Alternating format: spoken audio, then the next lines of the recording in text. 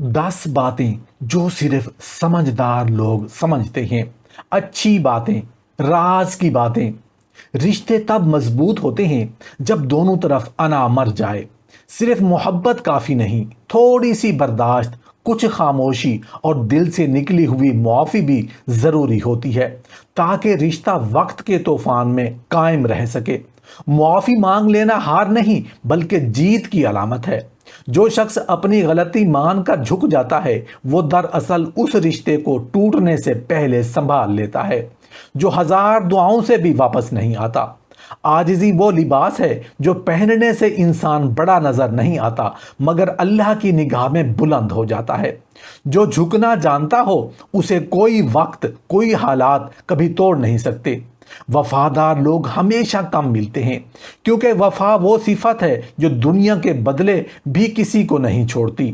جو تمہیں بنا چاہت کے یاد رکھے اس کی قدر کھونے کے بعد مت کرنا۔ در وہ چیز ہے جو انسان کو اندر سے توڑ دیتا ہے مگر باہر سے خاموش رکھتا ہے۔ جو لوگ مسکراتے ہیں ہمیشہ خوش نہیں رہتے، کئی بار وہ مسکراہٹ درد کی چادر ہوتی ہے۔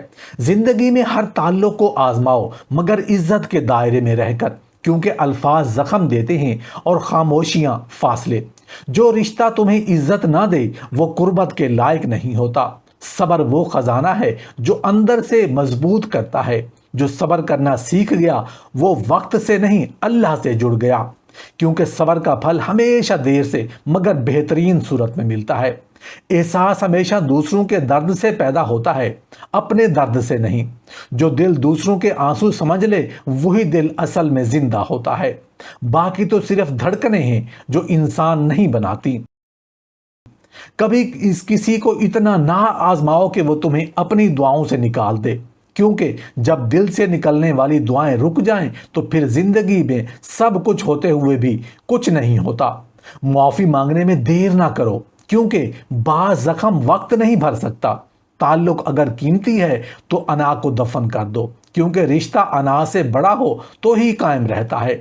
لوگوں کو سمجھنے کی کوشش کرو، بدلنے کی نہیں، کیونکہ ہر انسان اپنی آزمائش کا اسیر ہے۔ جو انسان کو اس کی خامیوں سمیت قبول کر لے وہی اصل محبت کا دعوے دار ہوتا ہے۔ جتنا تم دنیا کی دوڑ میں لگو گے اتنا دل خالی ہوتا جائے گا۔ سکون کماؤ، سامان نہیں، کیونکہ جو دل خالی ہو وہ گھر بھرا ہونے کے باوجود ویران لگتا ہے۔ اپنے دل کو ہر حال میں نرم رکھو، چاہے دنیا پتھر بن جائے، کیونکہ دل کی نرمی اللہ کا کرم ہے اور یہی نرمی تمہیں اس کے قریب کرتی ہے، نہ کہ سختی اور غرور۔ خاموش رہنا تب عبادت بن جاتا ہے جب دل اندر سے بے چین ہو اور زبان شکایت سے باز رہے۔ یہی خاموشی وہ صبر ہے جس پر جنت کے دروازے کھولے جاتے ہیں۔ وقت کبھی رکتا نہیں مگر سکھا ضرور دیتا ہے۔ جو لوگ آج تمہیں نظر انداز کرتے ہیں کل تمہارے سائے کو ترسیں گے۔ بس وقت کو خاموشی سے کام کرنے دو، اس کا انصاف کامل ہوتا ہے۔ ادب اور شفقت وہ خوشبو ہیں جو دلوں کو مہکاتی ہیں۔ جو شخص اپنے سے بڑوں کا ادب کرتا ہے اس کا ظرف بڑا ہوتا ہے، اور جو چھوٹوں پر مہربانی کرتا ہے وہ دراصل اللہ کی رحمت کو دعوت دیتا ہے۔ کریم صلی اللہ علیہ وآلہ وسلم نے فرمایا، ہم میں سے نہیں جو ہمارے بڑوں کا ادب نہ کرے اور ہمارے چھوٹوں پر رحم نہ کرے۔ ادب سے زندگی میں وقار آتا ہے اور رحم سے دل نرم ہوتے ہیں۔ اگر ہم چاہتے ہیں کہ ہمارے بچے ہماری عزت کریں تو ہمیں اپنے والدین کی خدمت کرنی ہوگی۔ اگر ہم چاہتے ہیں کہ دنیا ہمیں سراہے تو ہمیں دوسروں کو صلاح دینا ہوگا۔ یہی اصل حق معاشرت ہے۔ اصلاح کا عمل ہمیشہ خود سے شروع ہونا چاہیے۔ اگر ہم خود درست نہیں اور دوسروں کو نصیحت کرتے ہیں تو ہماری بات میں اثر نہیں ہوتا۔ اللہ تعالیٰ فرماتے ہیں، کیا تم لوگوں کو نیکی کا حکم دیتے ہو اور اپنے آپ کو بھول جاتے ہو؟ جو شخص خود نیک بننے کی کوشش کرتا ہے اس کی بات دل کو لگتی ہے۔ سچائی، عدل، صبر، عبادت سب سے پہلے اپنے اندر پیدا کریں، پھر دوسروں کو دعوت دیں۔ دنیا وہی سنتی ہے جو زندگی میں نظر آتا ہے، محض باتوں کا کوئی فائدہ نہیں۔ اصلاح دل سے ہوتی ہے اور اس کا آغاز اپنے نفس سے ہونا چاہیے۔ صبر وہ خزانہ ہے جو دکھوں میں طاقت، محرومیوں میں امید اور آزمائشوں میں کامیابی بن کر ساتھ دیتا ہے۔ اللہ تعالیٰ قرآن میں فرماتے ہیں بے شک اللہ صبر کرنے والوں کے ساتھ ہے۔ دنیا میں ہر کامیابی صبر کے بغیر ممکن نہیں۔ نبی کریم صلی اللہ علیہ وسلم کی زندگی، حضرت ایوب علیہ السلام کی آزمائش اور حضرت یعقوب علیہ السلام کا صبر سب ہمارے لیے مثال ہے۔ اگر دکھ آئے تو برداشت کیجئے، اگر لوگ ستائیں تو اللہ کے لیے درگزر کیجئے۔ صبر دل کو مضبوط کرتا ہے اور اللہ کی مدد کو قریب لاتا ہے۔ حسد وہ آگ ہے جو سب سے پہلے حسد کرنے والے کو جلاتی ہے۔ یہ دل کو بے چین، روح کو بیمار اور آنکھوں کو اندھا کر دیتی ہے۔ نبی کریم صلی اللہ علیہ وسلم نے فرمایا حسد نیکیوں کو اس طرح کھا جاتا ہے جیسے آگ لکڑی کو۔ اگر کسی کے پاس دولت، شہرت یا عزت ہے تو وہ اللہ کی عطا ہے۔ حسد کرنے سے وہ نعمت آپ کے پاس نہیں آتی بلکہ آپ کا سکون بھی چلا جاتا ہے۔ اس لیے دل کو صاف رکھیں، خوشی بانٹیں اور اللہ سے مانگیں اور لوگوں سے نہیں جلیں، کیونکہ جو رب دوسروں کو دیتا ہے وہی آپ کو بھی دے سکتا ہے۔ اکثر لوگ اس چیز کی کمی کا شکوہ کرتے ہیں جو ان کے پاس نہیں ہوتی اور اس نعمت کو فراموش کر دیتے ہیں جو پہلے ہی انہیں عطا ہو چکی ہے۔ یاد رکھیے، شکر گزاری دل کو سکون دیتی ہے، رزق میں اضافہ کرتی ہے اور قسمت کے بند دروازے کھول دیتی ہے۔ نعمتوں کا صحیح استعمال کرنا اور دوسروں کی خیر خواہی کرنا بھی شکر میں شامل ہے۔ بعض اوقات ہماری دعائیں اس وقت قبول نہیں ہوتی جب تک ہم ماضی کی نعمتوں کا سچے دل سے شکر ادا نہ کریں۔ نبی کریم صلی اللہ علیہ وسلم کی عادت مبارکہ تھی کہ معمولی سے چیز بھی ملتی تو شکر ادا کرتے، حتیٰ کہ خشک روٹی بھی۔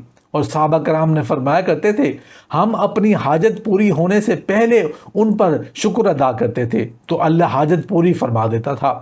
آج اگر ہم نے اس اصول کو اپنی زندگی میں لائیں تو دل کی گھٹن ختم ہو سکتی ہے، مایوسی خوشی میں بدل سکتی ہے اور زندگی سکون کا گہوارہ بن سکتی ہے۔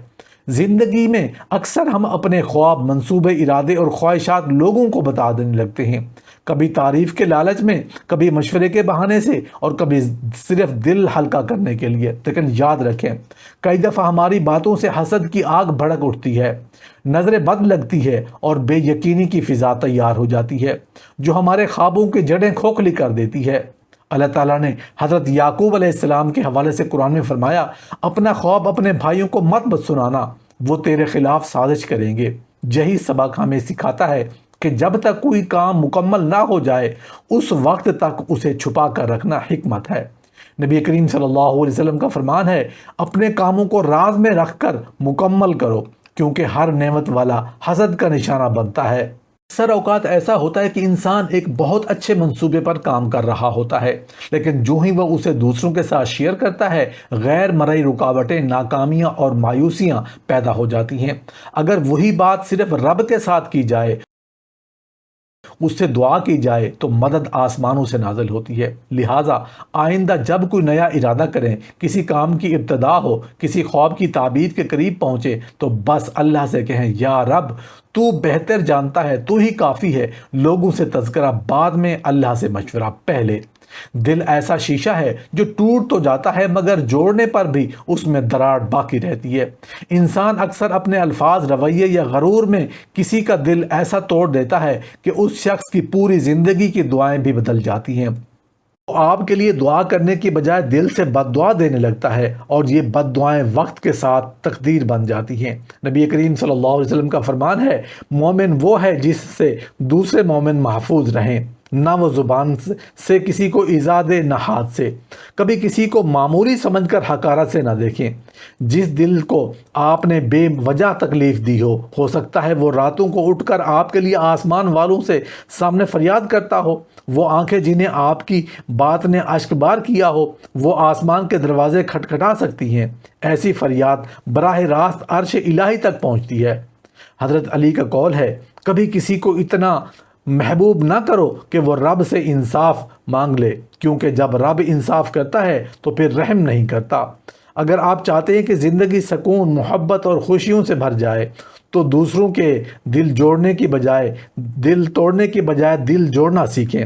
جو انسان دوسروں کی عزت کرتا ہے اللہ اس کی عزت آسمان پر بھی لکھ دیتا ہے۔